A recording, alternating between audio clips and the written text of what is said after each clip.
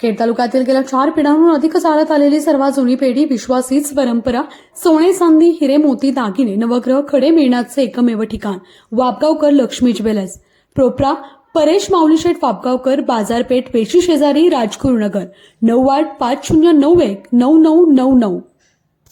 दुर्बीन लावून आलात, नेमका काय विषय आहे दुर्बीन?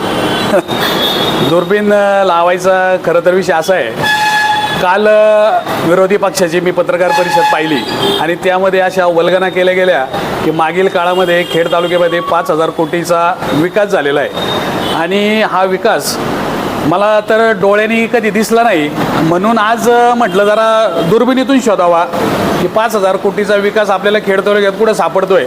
म्हणून मी ही दुर्बीण घेऊन आज सकाळपासून फिरत होतो आणि आताही थोडीशी पंचायत समितीचं कामकाज उरकल्यानंतर मी दुर्बिणीतून विकास शोधायला बाहेर पडणार आहे. नेमकी कालची जी पत्रकार परिषद झाली, त्यांनी पत्रकार परिषदेत अनेक आरोप केले, त्या आरोपांबाबत काय म्हणाल? आता या आरोपांना सडेतड उत्तर येत्या 2 दिवसामध्ये सर्व पदाधिकाऱ्यांना घेऊन त्यांना नक्कीच उत्तर दिलं जाईल, एवढं मात्र नक्की आहे. आमदार साहेब नेमके विधान भवनात आहेत, आजपासून अधिवेशन चालू झालंय. ती संधी साधून विरोधकांनी मुद्दाम हा प्रकार केलाय का? नेमकं तुम्हाला काय वाटतं? आमदार साहेब खेड तालुक्याचे प्रश्न मांडण्यासाठी विधान भवनात जरी गेलेले असले तरी त्यांचे खंदे शिलेदार अजून खेड तालुक्यात काम करतायत आणि त्या शिलेदारांच्या माध्यमातून विरोधकांना नक्की उत्तर दिलं जाईल. आपण उपसभापती आहात, आपल्या काळात अजून आत्ता तर विकास चालूच आहे, मात्र अजून येत्या काळात काय काय कामे आहेत आणि आत्ता काय काय कामे झाली? आत्ता मागच्या मीटिंगमध्ये आमच्या जवळजवळ 5 ते 6 कोटीची विकास कामं आम्ही मंजूर केलेली आहेत. येत्या 1-4-5 दिवसामध्ये त्याच्या सर्व प्रशासकीय मान्यतांना मिळतील आणि येणाऱ्या 8-15 दिवसात सगळी उद्घाटनं तुम्हाला, भूमिपूजन तुम्हाला दिसून जातील आणि त्याच्यातनं कळेल.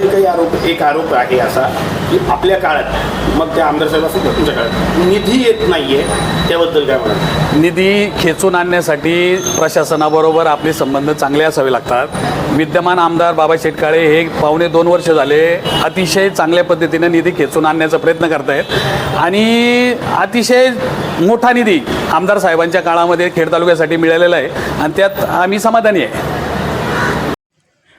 आता आपल्या राजगुरुनगर शहराच्या अगदी जवळ म्हणजे शिरोलीमध्ये पुणे नाशिक महामार्गालगत भव्य 3 मजली इमारत भाड्याने देणे आहे. तर आता आपल्या हॉस्पिटल, बँक, पतसंस्था, शालेय अभ्यासिका किंवा अन्य अनेक महत्त्वाच्या गोष्टींसाठी तब्बल प्रत्येकी 2500 स्क्वेअर फुटाचे 3 मजले भाड्याने देणे आहे. तर आजच संपर्क करा. वस्ताद मुन्नाभाई शेख, 94 23 22 8007, 89 75 62 21 83.